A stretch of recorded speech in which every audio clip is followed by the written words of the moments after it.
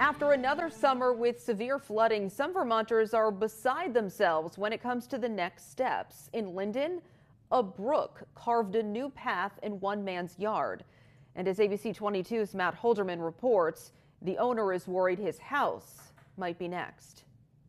Well, it's been close to 2 months now since torrential rain rolled through Lyndon right here and other parts of Caledonia County.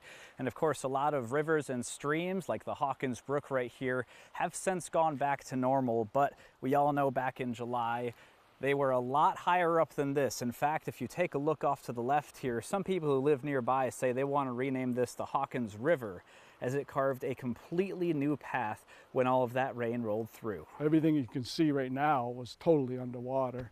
And the water just kept coming up faster and faster. The house you might have noticed in the background a moment ago belongs to Andy Pogany and his wife. They've lived there for 40 years. When the brook flooded in July, it came all the way up to their back door and swept away his shop, where he ran his countertop fabrication business. He worries when the next flood comes, it'll be his house that gets swept away. This was all just a slight grade, and then it flattened out onto the lawn out here.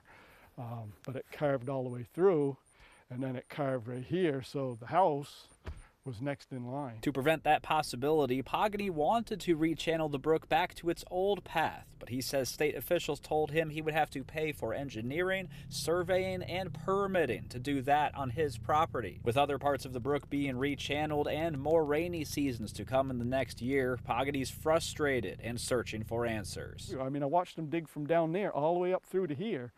They channeled that all back out. But then they stop right here. We don't know what to do. We don't know until we get answers, and snow's coming, and that's why we're really starting to panic. But even then, he says he's not faulting anyone. He's grateful for the help he's received from his family and from Casella Waste Systems, which has done nearby construction. He says he's applied for BGAP funding to make up for the loss of his business and is eagerly awaiting the day the federal government gives FEMA the green light to bring help to Caledonia County for the late July storms. Reporting in Lyndon, Matt Holderman, ABC 22 News.